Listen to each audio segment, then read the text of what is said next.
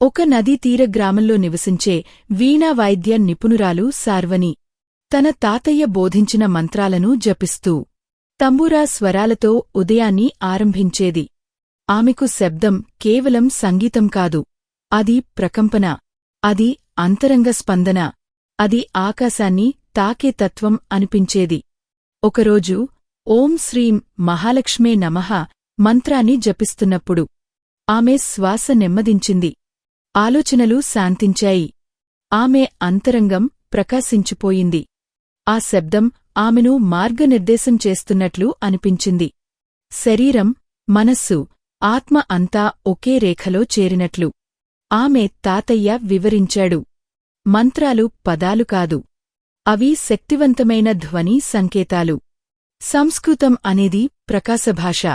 ప్రతి అక్షరం శరీరంలోని సూక్ష్మకేంద్రాలను ఉత్తేజితం చేస్తుంది. సార్వని బీజమంత్రాలను ప్రయోగించసాగింది. లం, వం, రం, యం, హం, ఓం. ప్రతి మంత్రం ఆమె భావోద్వేగాన్ని, శరీరస్థితిని, ఆత్మశక్తిని ప్రభావితం చేస్తోంది. ఆమె తెలుసుకుంది, ఇవి చక్రాలకు అనుసంధానమైన ధ్వనులు, ప్రాణశక్తిని సమతుల్యం చేస్తాయి. ఆమె వీణా స్వరాలలో మంత్రాలను కలిపింది. ఆ సంగీతం వినేవారిని లోతుగా తాకింది. ఒక సాయంత్రం ఆమె ఒక ఆధ్యాత్మిక శిబిరంలో ప్రదర్శన ఇచ్చింది. ఆమె వాయిద్యం మరియు మంత్రజపం వినగానే ప్రేక్షకులు ధ్యానస్థితిలో ప్రవేశించారు. ఒక వైద్యుడు చెప్పాడు, ఆమె ధ్వనులు మెదడు తరంగాలను ఆల్ఫా, తీటా స్థితికి మార్చాయి.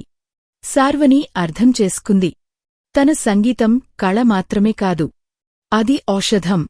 ఆమె నాడీశాస్త్రాన్ని అధ్యయనం చేసింది. మంత్రజపం వాగస్ నర్వ్ను ఉత్తేజితం చేస్తుంది. ఇది ఒత్తిడి హార్మోన్లను తగ్గిస్తుంది, ఆనంద హార్మోన్లను పెంచుతుంది, రోగనిరోధక శక్తిని మెరుగుపరుస్తుంది. ఆమె తాతమ్మ చెప్పిన భావంతో జపించు అనే మాట ఇప్పుడు శాస్త్రపరంగా ధృవీకరించబడుతోంది. సార్వని ప్రసిద్ధి పొందింది, కాని ఆమె సాధనలో నిబద్ధంగా కంటిన్యూ చేసింది. ప్రతి శుక్రవారం ఆమె మహాలక్ష్మి చిత్రానికి దీపం వెలిగించి, బియ్యం, పద్మాలు సమర్పించి, కృతజ్ఞతతో మంత్రాన్ని జపించేది.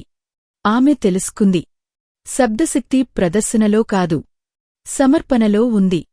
మంత్రం అనేది ఒక వంతెన, ఆమె మరియు దైవం మధ్య, సంప్రదాయం మరియు శాస్త్రం మధ్య, శరీరం మరియు ఆత్మ మధ్య. ఆమె చివరికి ఒక మహాలక్ష్మీ దండకం రచించింది. శాస్త్రీయ సంస్కృతంలో, సంగీతభావంతో. అది కేవలం స్తోత్రం కాదు, అది జీవన ప్రకంపన, ఒక శబ్దార్పణం, ఒక నాదబ్రహ్మ సాక్షాత్కారం. ఆమె ఆలపించినప్పుడు గాలి ప్రకాశించింది, హర్షధ్వనితో కాదు, హాజరుతో.